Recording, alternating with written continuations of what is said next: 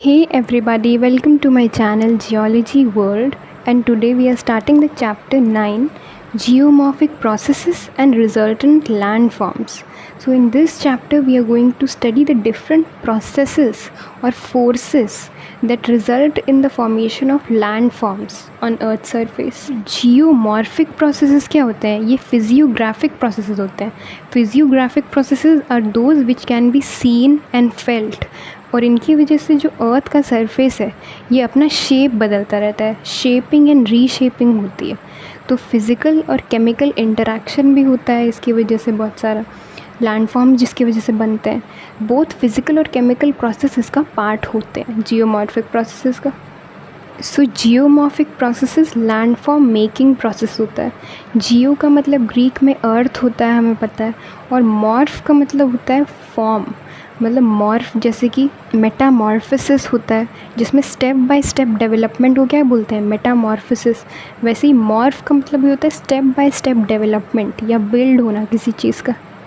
तो जिन प्रोसेस की वजह से अर्थ सरफेस के ऊपर डिफरेंट लैंडफॉर्म्स बनते हैं उसी को जियोमॉर्फिक प्रोसेसेस बोलते हैं. तो डेफिनेशन यहाँ पे, geomorphic processes are those processes which act upon the surface of the earth and give birth और rise to various landforms. Geomorphic processes leave their distinctive imprints upon landforms. और हर process एक different type का landform feature create करता है. So geomorphic processes दो parts में categorized है.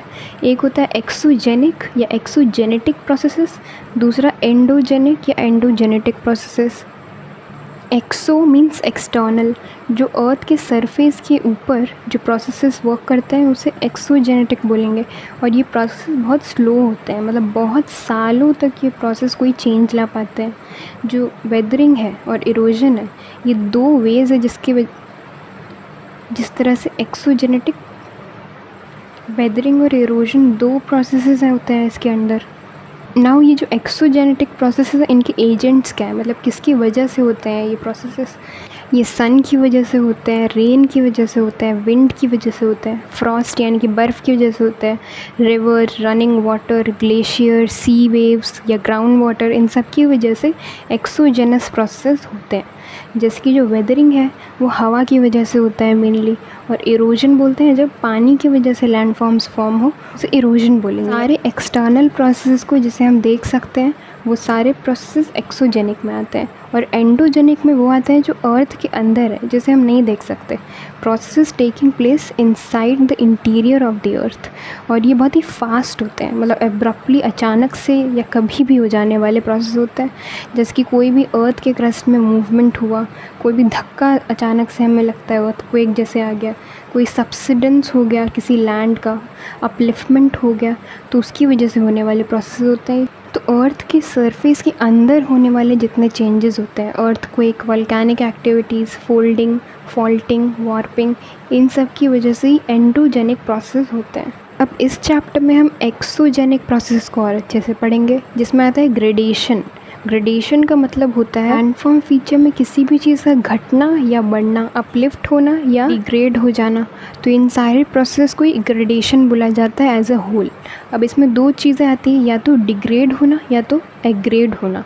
डिग्रेडेशन या एग्रेडेशन, जब भी वेदरिंग होती है हवा के थ्रू कोई भी लैंडफॉर्म जो है वो उड़ उड़ कर धीरे धीरे ख़त्म होता है, या मास वेस्टिंग जिसे बोलते हैं. एक साथ बहुत सारा लैंड मास बह कर कहीं चला जाए, इरोजन हो जाए लैंड का, रनिंग वाटर के थ्रू जब लैंड जो है वो धीरे धीरे और बह बह के ख़त्म होता जाता है.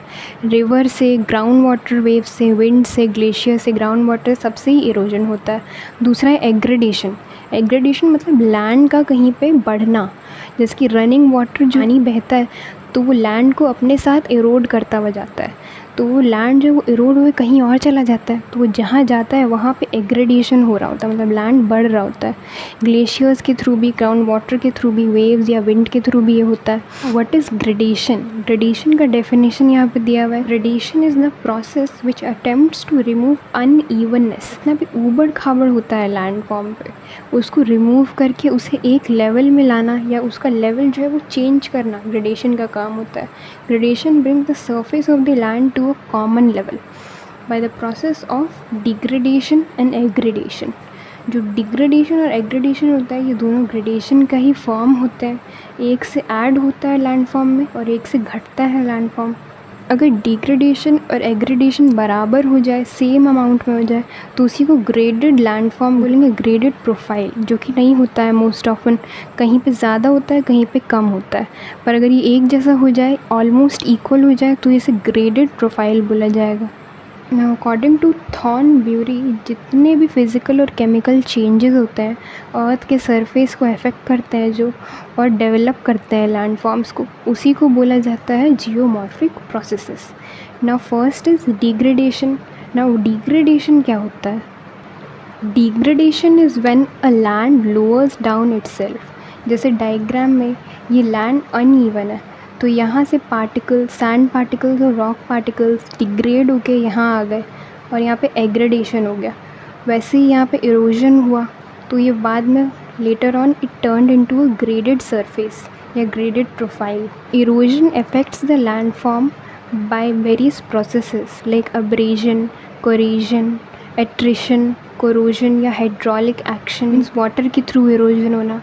तो इसमें दोनों चीज़ें होती है, ब्रेक भी होता है रॉक और वो एक से दूसरी जगह ट्रांसपोर्ट होके भी चला जाता है। उसके बाद के प्रोसेस को डेन्यूडेशन बोलते हैं। डेन्यूडेशन मतलब डेन्यूडारे वर्ड से बना है, which is the Latin word that means to lay bear.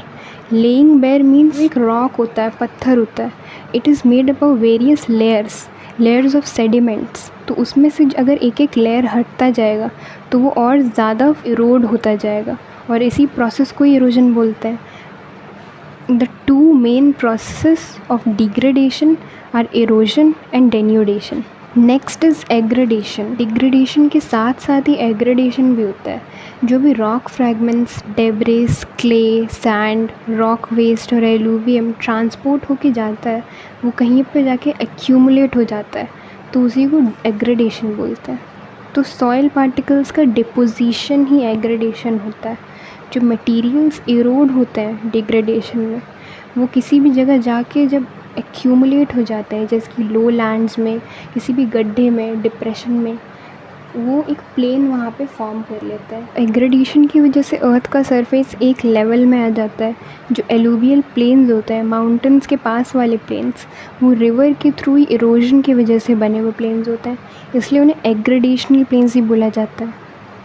Mountains पे जो रिवर्स होते हैं या माउंटेन्स के ऊपर जो स्नोफॉल होती है, वो अपने साथ जब नीचे आते हैं तो बहुत सारा डर्ट और सॉइल पार्टिकल्स भी नीचे लेते हुए आता है, और वो नीचे जाके सब डिपॉजिट हो जाता है और एक प्लेन का फॉर्मेशन होता है वहाँ पे।